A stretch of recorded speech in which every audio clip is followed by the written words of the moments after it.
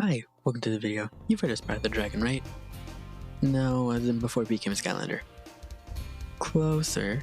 Crank up the polygon scale just a bit. There you go. Today you're going to be witnessing my journey to 100% the original Spyro the Dragon from 1998. Why now am I deciding to play a 27-year-old game? Well, the answer is pretty simple actually. A Funko Pop. For Christmas, my girlfriend gifted me this Funko Pop, a Spyro Funko Pop that came with Sparks. The reason she bought it for me was because I was explicitly asking for it, because it came with this little guy. I just love how tiny he is. Look at him. Anyway, after opening this gift, it made me relive a lot of the memories that I had of playing Spyro 3 as a kid, and it made me realize that I never played Spyro 1 with the exception of the Reignited trilogy, but that's not the real deal. So, because of that, I decided to splurge on myself a little, and look what I got! I have the original Spyro 1 from 1998 right here in the flesh. Now that I finally have it, I think it's a good idea to actually try to play through it. So, after 18 years, I'm finally going to be playing this game. I'm very excited for it, and I hope you are too. I think I've rambled on long enough, so let's get straight into the playthrough.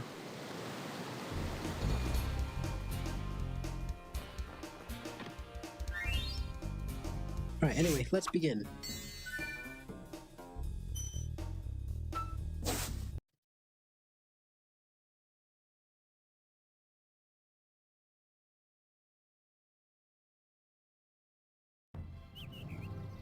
Okay, rolling. Oh, it's been peaceful here in the Five Worlds, or is it six? For a dragon's age. We now have 12,000 treasure, or is it 14,000? What about this Ganasty Gnorc character? Now I understand he's found a magic spell to turn gems into warriors for his cause. I'll take that question. Nasty Nork is a simple creature. Simple?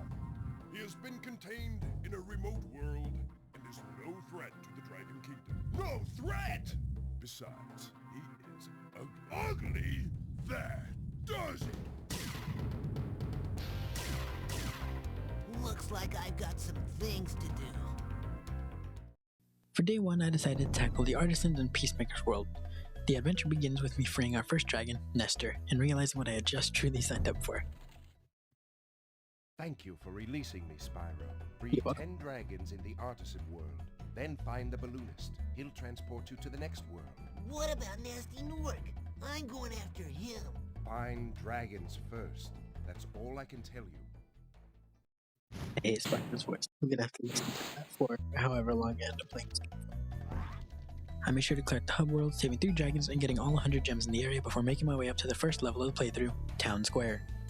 First thing I realized while here is that the movement is way different than the remake. And also, oh god, don't high when you do your headbutt. I also learned how to turn the camera, thanks to Nils. Glide also. Nils. Welcome to Town Square, Spyro. Begin exploring by gliding to that area with the bulls. Use the L2 and R2 buttons to get a good look. L2 and R2? L2 and R2 move the camera! Getting used to the feel of the game was a struggle, and you will see that within the first few levels. I struggle with jumping. I overestimate jumps. Can I make that from here? And I even die all within the first level. Whoa, there's a pit there. Other than that, the rest of the level was pretty standard, except for one thing. Thieves are introduced. Alabar. Spyro, did you see a man dressed in blue running around here? He's a thief, and he's stolen a dragon egg. You've got to track him down and get that egg. Run! Run! I'm getting a little winded. Love that. I'm getting a little winded. Thieves are basically speedy little shits that run around with stolen dragon eggs and yell. We need to catch up to them to reclaim them, and I immediately died after finding them. Okay. Slopes work differently in this game. That's crazy. These first few levels are gonna be abysmal. After I die a third time. No, I jumped, I swear I jumped, I swear. I easily catch up to the thief, and the first level is done. Got him. Boom! Level 1 done. This took scarily long for being the first level. Now, onto level 2, the secret flight level. This level is activated by jumping on all the stones by the waterfall. Flight levels are meant to give little breaks between the collectathon levels, where you can fly freely around and complete objectives within a time limit. They're very fun and are extremely simple since most flight levels have their objectives leading right into the next objective for you to complete.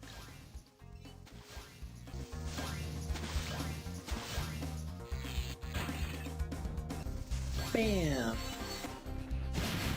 Yeah, this...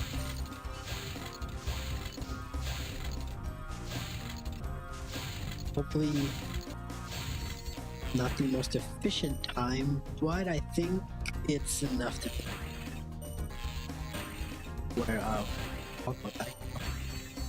even though I messed up the first round and shouldn't have won, the flight level is incredibly forgiving, and I was able to complete it on the first try. We are now halfway through Widesons. Third level up on our list is Stonehill, aka the demo level you saw in the intro. In this level we are introduced to two mechanics. Key chests, which can only be opened when you find a key that is hidden somewhere in the level. This is the level where I could jump out here, right? Oh, I got the key. And canceling your glide. Alright, where do I go from here? Oh, hi. I didn't even run into you, Gildas. Spyro, my friend, how about a hint on gliding? You bet. For the longest glide, press the X button at the top of a jump. And Stop it, try already told me pressing that. the triangle button to drop down in mid-flight. What? The canceling of a glide mechanic is a very interesting one, as I only believe it's useful in a few scenarios. Will I just drop? Will it just cancel the rest of my flight? Do I want that? I don't know, I'm about to find out. Okay, I don't think I want that. All it does is stop you dead in your tracks and makes you plummet straight down until you hit solid ground. In most scenarios in this game, there's more ground to land on, so you'll never actually need to land in a specific area. There are some exceptions, of course, but for the most part, this mechanic doesn't get used that much throughout this playthrough. Like the other levels, this will be a very common sentence you hear throughout the video. There's nothing really different about this level. We say more dragons, collect more gems, and get an egg. Before we move on to the next level though, quick shout out to my boy Aster. Aster. After you freed all the dragons, pass through this fancy vortex thingamajigger. It'll take you back to the artisan home.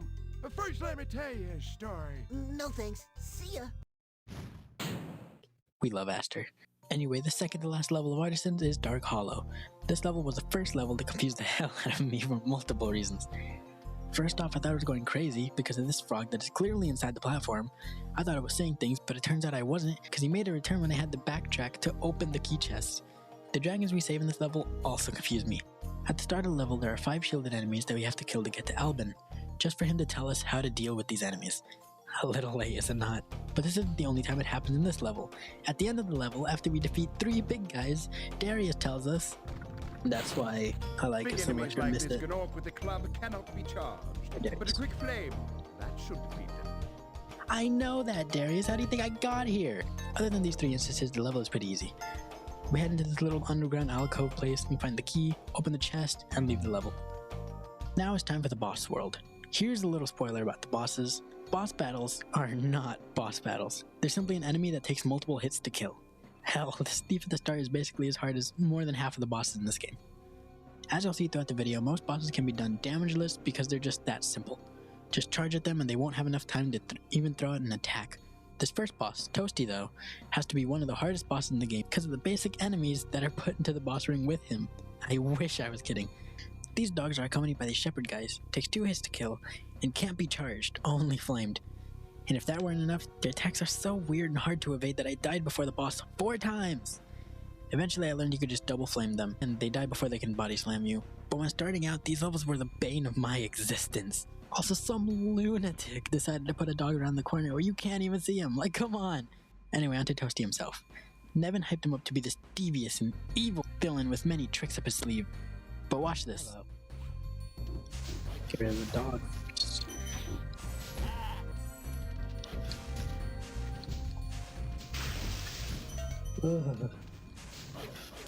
Wow.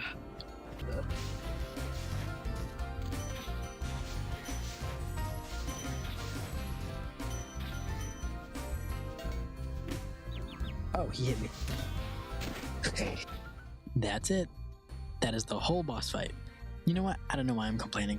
Less brain power I have to use. With Artisan complete, we head over to Marco, and he sends us to Peacekeepers.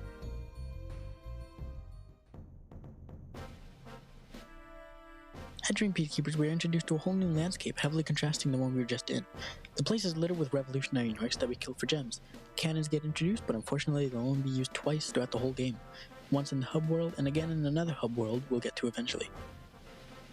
We use this cannon to break open some metal chests that can't be broken otherwise, and to access the rest of the hub by breaking this rock. Bang! That's good enough. Hey! Allowing us to platform up. Alright, first level, Peacemakers, That was weird. Dry Canyon. What you'll quickly realize about this world is that it focuses a lot on gliding. Both ones focus on just learning the game, but the next world is focused on refining our skills with Spyro's moveset. I'm gonna start speeding through levels more so things don't get too repetitive. We get an egg at the start and meet one of my favorite dragons in the game, Ivor. Hi, Ivor. Is that you, Spyro? Are you the young dragon I've been hearing so much about? Ever since you're a wee puff of smoke, we've known, You've known? I forget. Fireworks are introduced. They're basically like a box, but they explode and can damage us. Across this giant gap is a key chest, and to get the key we have to trust our gliding instincts and glide around this corner. Over on this ledge we'll find the key and the dragon Maximus, who commends us on our gliding skills. Maximus. Maximos. Incredible glide, Spyro. Thanks. I thought I'd be stuck here forever with those ugly vultures standing on my head. Good luck. Those birds might look tough, but they're pretty tasty. Flame broiled, with a pinch of salt. We go back to open the key chest, and that's it for the first level. Next level is Cliff Town. This level has to be one of my favorites of this world. We see a dragon named Halvor, who tells us he did get the third gem. Halvor! How's a dragon supposed to flame metal armor anyway? Remember, Spyro, flame won't harm metal, but charging with your horns, that should do the trick. You're kidding me, right? I've killed how many enemies with armor now? Reminds me of a Dragonite now. Anyway, the reason I like this level is because you're able to explore an area that you wouldn't normally think you'd be able to, just like in Stone Hill. From the end of the level, you can glide over to this area full of gems and vultures, and if that wasn't cool enough, you can glide behind the castle you started in for even more loot. The exploration of this level is really cool, and that's why I love it. Now we're already halfway through the world. Time for our next level, Ice Cavern. This is the first ice level of the game, and I think it's really weird for it to be in Peacemakers. It just doesn't fit the aesthetic, but hey, what do I know? In this level, we have another dragon who tells us the obvious. Ulrich. A word of caution, little one. Wait until you grow big, like me, before charging those large enemies. And it's the first level to have big guys that you can kill just by headbutting them. Last cool thing about this level, right from the start, there's a little area off to the side that gives you 4 extra lives, if you can glide there without dying.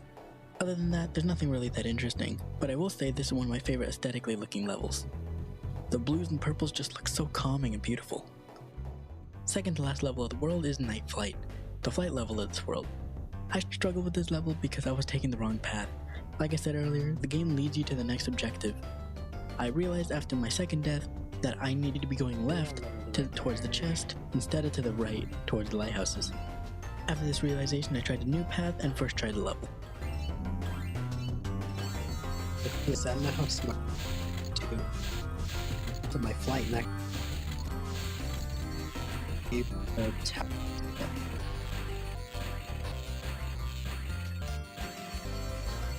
Bam. Much nicer. Bingo! Now on to the final level of the world, Dr. Shemp.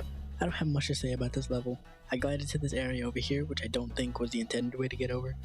I had a close call with the enemy here, and then glided over for this pink gem. And now, I can talk about the actual boss. We save Trondo and he explains to us what we can expect when fighting Dr. Shemp. This guy thinks he's so cool. You don't know what it's been like listening to him over and over. But I'll tell you one thing. He should watch his back. This boss is kinda a good boss, at least to Spyro standards. He changes his attacks with each phase, so he's kinda unpredictable, but pretty easy nonetheless. Also, he reminds me of the first boss from Crash Bandicoot. Not just me, right? Anyway, with the second boss down, we open this key chest and officially beat World 2. We head over to Gosnold, and he lets us use his balloon to get to World 3, Magic Crafters. Minecraft has probably got to be my favorite world in the game. It's made up of a bunch of pastel colors and they're so damn pretty. In the hub world, you know the rundown by now. Egg, gems, dragons, but we're also introduced to a new mechanic that is going to be the main focus of this world, Supercharge! Supercharge is a mechanic that makes us invincible and allows us to break through sturdier chests and charge through bigger enemies. We go a lot faster and it helps us reach places that wouldn't be reachable otherwise. It's very finicky at times, or at least I think it is because I couldn't fully figure it out, but it is a very fun mechanic nonetheless. The first level we start with is Alpine Ridge. This level has a lot more than I'm able to talk about compared to the other levels so far. Might just be me, but a lot of the levels in this world feel a lot bigger than they did before, but it might just be because of how many gliding segments it has and how spaced apart the islands are, such as this one right at the start. This level also introduces these enemies that can change the stage around us. This level has a lot of them, and honestly I like these enemies a lot. They're incredibly unique and make for cool sections like this. Please! At the end of the level there's a big gliding section to get to the egg, and that's basically it for the level. The next level is High Caves. This level introduces us to a new mechanic yet again, a fairy's kiss. After finding this fairy, she'll give you a kiss that'll shortly increase our flame breath's power. This new ability lets us kill these armored bugs, no problem. This level also features a learning area for the supercharge ability. Whenever we fall, these yellow fairies will catch us and bring us straight back, making it the perfect area to learn and grasp the feel of supercharge with no repercussions. This level had 2 eggs in it that were pretty easy to find and catch. They're both right by the speed ramp, and that's it for the level. After High Caves we go straight into Crystal Flight. This flight level was another hard one for me because I was unsure about which objective to go to next after completing the arches. The correct path is to burn through all the planes because by the time you're done with them, you'll be back at the start of the chests.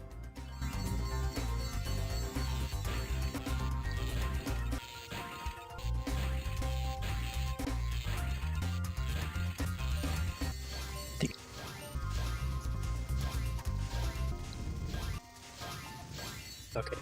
Before we go, got it. Normally we do kept dying when I tried to use the chest. Boom! Easy. After failing 3 times, this new path helped me beat the level with ease, and now it's on to the final regular level of the world, Wizard Peak. The song for this level is an absolute bop, just listen to it for a second.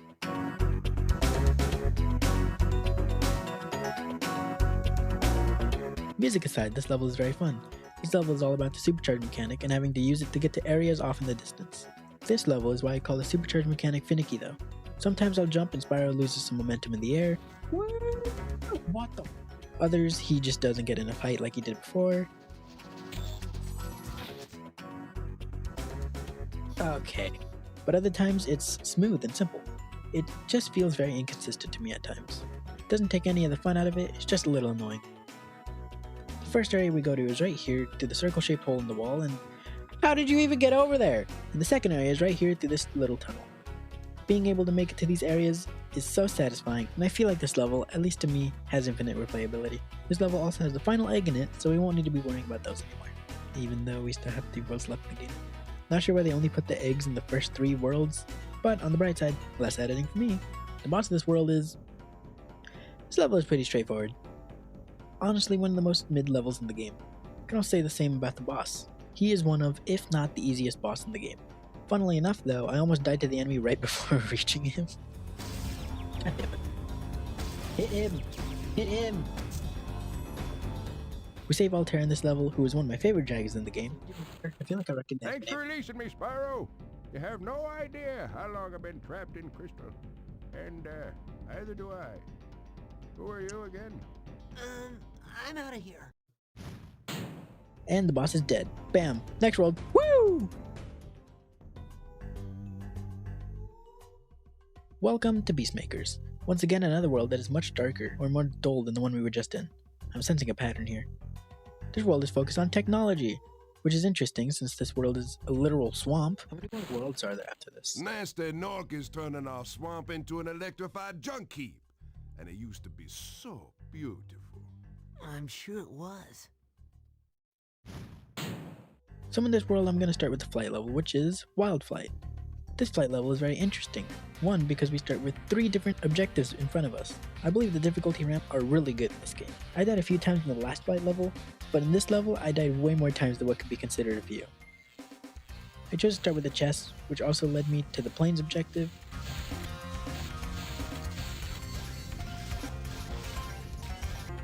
So after destroying these two, I then did the boats and arches to complete the level.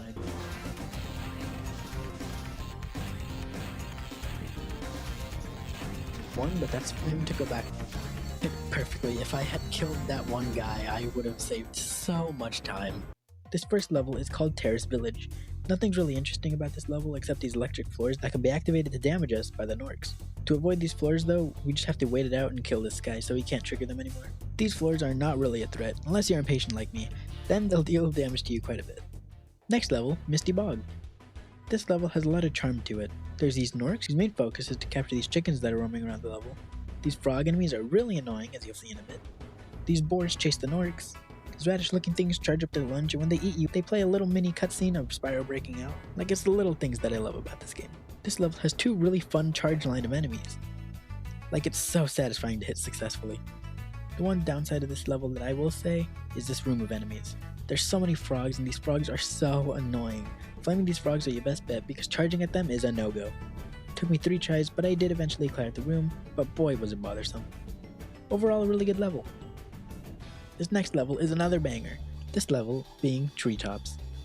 The supercharged mechanic makes a return in this level. There's a bunch of separated areas that can only be reached by gliding to them, or solving a puzzle by using these supercharged ramps to get even further out areas. Even though we have all the eggs ready, the egg guys make a return, but now they only drop gems. Here's the path to the first area. Let's see how this goes.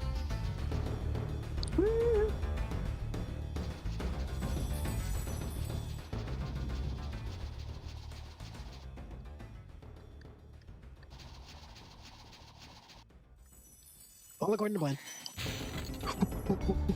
Here's the path to the second. Bam!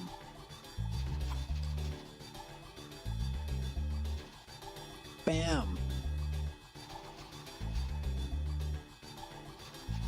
Bam! Yes! The puzzle set before us really makes us think and is incredibly satisfying to figure out on your own. This level, just like the other one from Magic Crafters that features these ramps, are my favorite levels in the game. Now onto the boss of this world, Metalhead. Currently, this is how I would rank the bosses of this game. I know it's completely random to be bringing a Spyro boss tier list on you all of a sudden this late to the video, but it's my video, my rules. If I want there to be a tier list, there's gonna be a motherfucking tier list. Anyway, let's talk about the level. The enemies in this level have got to be some of my favorites because the bigger monkeys kick the little monkeys, so they come barreling at us. And if that's not funny enough, the little guys look very funny with their armor and have a banana as a projectile. It might just be me, but I think that's funny as hell. There's also a really well hidden secret down here in the sewers that I stumbled upon by accident. No! Oh my god! I can come down here. Clearing out the starting area, Siddiqui tells us how to deal with the boss. Siddiqui. This big robot is all charged up to meet you. Attacking the power pole should disrupt its power supply. This one is actually very unique compared to the other bosses we faced thus far. To beat Metalhead, we don't deal damage directly to him, rather we attack his power sources. This boss is incredibly unique and rank him here in terms of my personal liking to the bosses. Yeah, I made a difficulty tier list and a favorites boss tier list, shut up. With Metalhead down, we clear out the rest of the loot and finish the Peacemakers.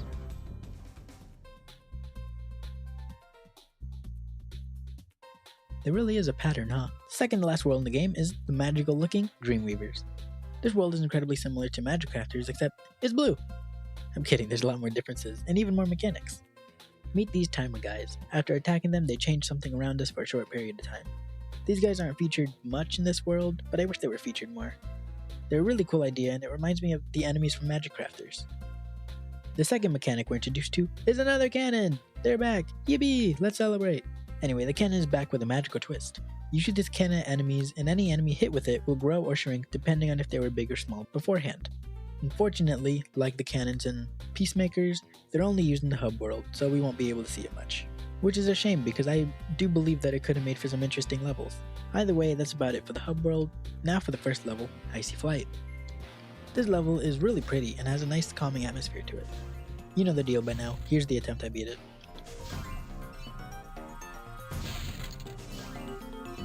I forgot there was a chest here. Well, we're going with it.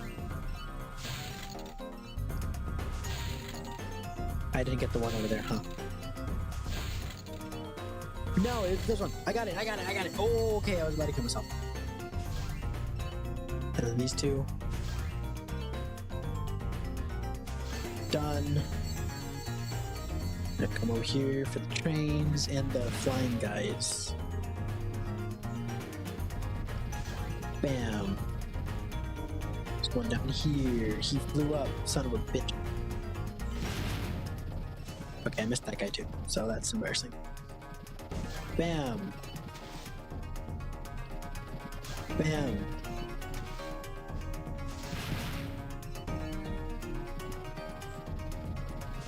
Can I get this in between? That was kind of scuffed, but I think I might still be able to come back around for the train. Boom, got it. Alright, this one's a dub. I'm pretty sure the last two are here. Yeah, okay. Easy! Not easy, obviously I had to retry that quite a bit, but I got it. Next level is Lofty Castle. In this level we save fairies who make whirlwinds for us so we can continue our adventure through the level. I'll be honest, I feel like every world in the game has at least one very mid level. I think this is the one for this world. Not that the level is bad, it just doesn't hold up compared to the other levels we'll be covering next, such as Dark Passage. Now this is a level. We're immediately introduced to a reused mechanic. The reason I don't say new mechanic is because it's just the timer guys from earlier, but instead with lamps. These big enemies are affected by light. If it's dark, they're big and scary, but if it's bright, then these guys become little itty bitty cutesy animals. So cute and tiny, I just want to punt them with my horns.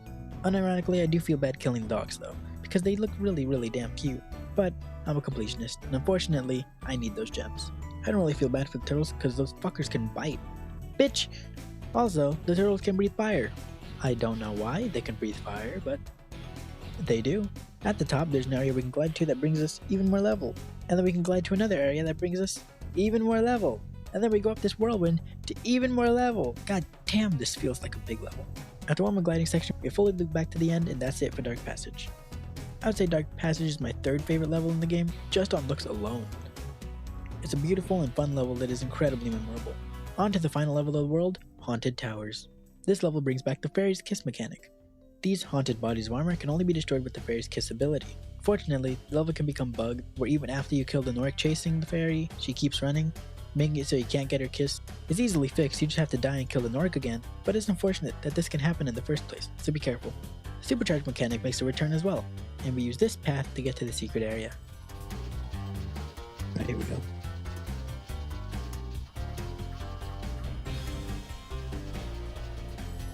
Woo! It is! I'm a genius. It took me longer to find than I'd like to admit. In this room we have to race to the end before all the knights come alive, or else we will be unable to reach the fairy behind him.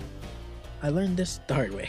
If you manage to reach the end of the section before though, you are rewarded with a permanent fairy's kiss, at least for the rest of the level. This is the only fairy in the game that does this, by the way. That's it for the final level of Dreamweavers. Now it's time to talk about the boss, Shock. This level introduces these weird looking enemies to us. Can't even tell if they're supposed to be Norks or not. These timer guys make a return, which makes for, as you guessed, some cool platforming challenges. There's a gliding section for the level that's pretty satisfying if you manage to flame all the enemies in one go. That's about it for the actual part of the level. Now it's on to the man himself, Shock. I don't know what to think about him. He's just an exact copy of Blowhard. The only difference is that Jacques has a more tougher, tight platforming section, but actual boss-wise, they're the exact same. Difficulty-wise, I'm not sure where to put him. I guess I'll put him above Blowhard just because he has more kill potential than Blowhard did, but that's the only reason I'm ranking him any higher. As for my personal favorite bosses, I'm gonna put him above Blowhard again because I like his design a lot. His fight wasn't all that fun though. It's now time for the final world, Nasty's world. A little bit of a spoiler, but Nasty doesn't have a flight level, technically. The hub world is really small and has nothing different in it except a dragon that we've already saved. In fact, all the dragons we save in this world are going to be dragons that we've previously saved. On to the first level, Nork Cove. Welcome to what I like to nickname the Donkey Kong stage, where most of the enemies throw barrels at us. This stage is kind of fun. There's chargeable barrels, TNT barrels. This level is a lot of fun. Even though the only thing new is barrels, they make for some fun segments like chain reactions and breaking armored chests. It's nice, but there isn't really much else to talk about other than I think the level has really good level design. The next level is Twilight Harbor, and oh shit, they're loaded.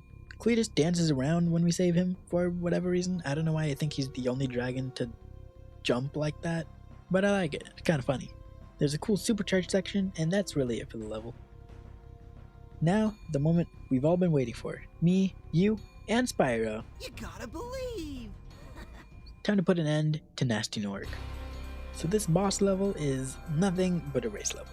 The egg thieves come back and we have to kill them both before we're able to race against Nasty Nork himself. When we finally do, we race him to the end and torch him. But the level doesn't end there. A whole new platforming section opens up that we have to get to the end of to finally beat Nasty. Platforms slowly track back into the walls as we go through it though. I'd rank him below Dr. Shemp, Toasty, and Metalhead, but above Blowhard and Shock. As for personal favorites, I'd rank him as my favorite boss in the game. It's unique, and it's really fun to race through, even if his fight is incredibly anticlimactic.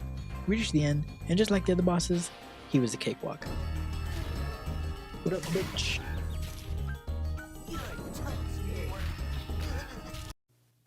Alright, well, that's it. Took so long. I kind of forgot about you. What about Ganasty Gnork? Nasty Nork is toast. So now there's order again in the Dragon Kingdom? Well, mostly. I've still got some treasure to pick up. What will you do next? I'd say the sky's the limit. You were the dragon. We got some loot to pick up. Now it's on to the final level of the whole entire game, Nasty's Loot. In this level, we freely fly around the map to a specific height. We race a bunch of thieves, and I mean a bunch of thieves, that unlock us an area that will increase our flight height limit. This final level is an amazing reward for a 100% level. You truly do feel the fruits of your labor. You literally just collect a shit ton of gems and race around for fun. And at the end of the level, there's a giant vault room that has a firework chain reaction that give you a fuck ton of gems. It's incredible. And if that wasn't enough, there's even a 120% cutscene ending. Spyro the Dragon, you've defeated Ganasty Gnork, collected the dragon eggs, saved all the dragons, and recovered every bit of treasure in the Dragon Kingdom. How do you feel? I feel fired up, Bob. And I'm happy for the dragon world, of course. I certainly wouldn't want to spend the rest of my dragon days butting heads with Nasty Nork and his weird minions. What's a minion? Never mind. You know what they say. For every good battle, you need a good adversary. And I felt that Nasty, in spite of his misguided nature, was a worthy opponent. Uh-oh. Here we go again. And just like that, we're done. Spyro the Dragon has been 120% completed. This game was incredible, and I loved playing every second of it. It had an immense amount of charm and care put into it. There are some minor things in this game that I would change or tweak, but it doesn't make the game any less fun. Thank you so much for joining me on this adventure, I really appreciate it. And as a little disclaimer, no sheep were harmed in the making of this video, only Norks. I hope you have a good rest of your day and night depending on where you are, and bye-bye.